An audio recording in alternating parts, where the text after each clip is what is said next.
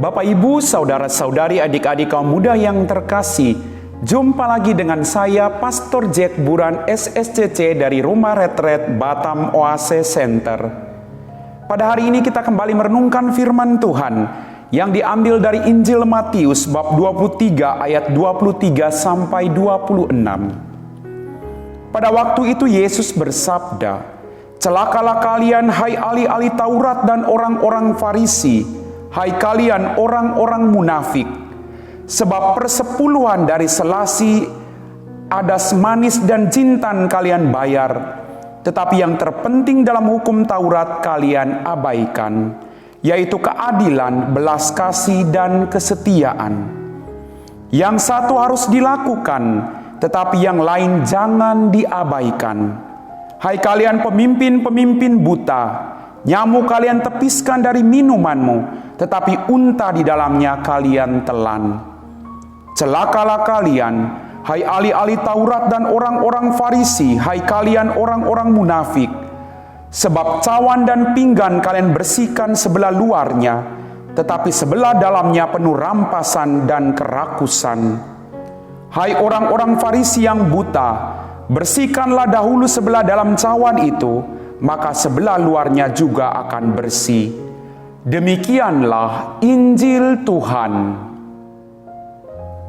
Bapak, Ibu, saudara-saudari, adik-adik kaum muda yang terkasih, Shalom. Apa kabar hari ini? Dalam bacaan Injil pada hari ini kita mendengar Tuhan mengecam ahli-ahli Taurat dan orang Farisi. Celakalah. Dalam permenungan saya bertanya pada diri saya, apakah saya termasuk dalam golongan orang-orang yang diberkati atau orang-orang yang dikatakan celaka dalam hidup saya? Maka jelas yang ditekankan Tuhan tadi adalah soal iman. Iman itu harus diwujud nyatakan dalam situasi-situasi konkret hidupmu. Kita boleh beribadah setia kepada Tuhan. Kita boleh setiap hari berteriak minta pertolongan Tuhan. Kita mengatakan bahwa kita orang beriman. Tapi kalau kita tidak bisa melakukan hal-hal yang paling kecil dalam kehidupan kita, maka semuanya nampaknya akan sia-sia. Kita boleh berdoa rajin. Kita boleh menjadi pastor. Kita boleh menjadi awam yang hebat. Tetapi Tuhan menuntut dari kita adalah keadilan, belas kasih, dan kesetiaan. Bapak, Ibu, saudara-saudari, adik-adik kaum muda yang terkasih, Tuhan menuntut sekali lagi keadilan, belas kasih, dan kesetiaan. Apakah itu sudah Anda miliki dalam kehidupanmu? Apakah Anda sudah punya hati yang berbelas kasih terhadap istri, terhadap suamimu, terhadap orang-orang tuamu, atau terhadap sesama yang ada di sekitarmu? Apakah Anda juga mempunyai hati yang penuh dengan keadilan bagi semua orang yang Anda cintai, termasuk keluargamu masing-masing? Dan apakah kita sudah menjadi pribadi-pribadi yang setia? Saya sebagai seorang biarawan dipanggil Tuhan untuk setia pada kaul yang saya ucapkan.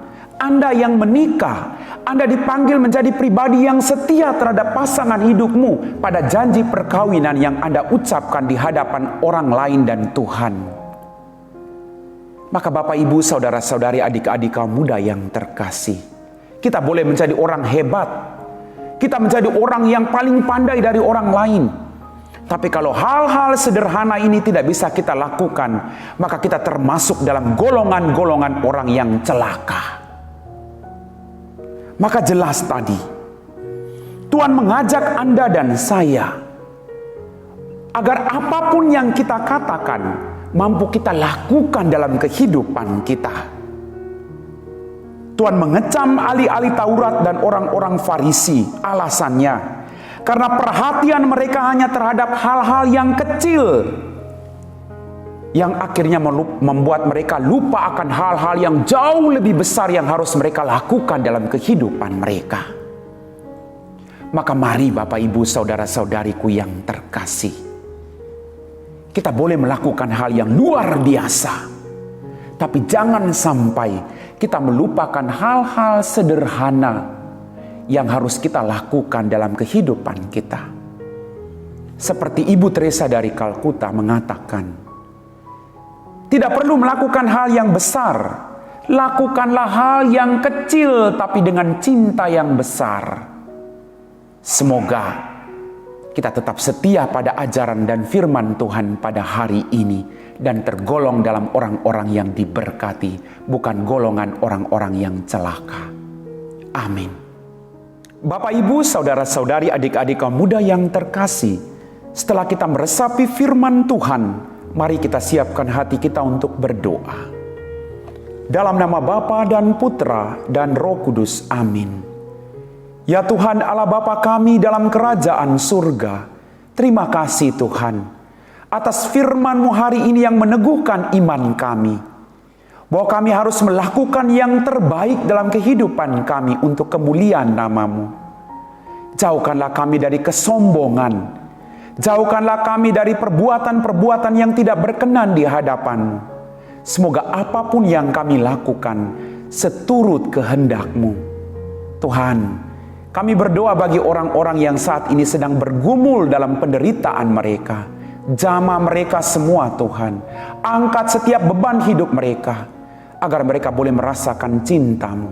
Kami puji Engkau Bapa, kini dan sepanjang segala masa. Amin. Dalam nama Bapa dan Putra dan Roh Kudus. Amin.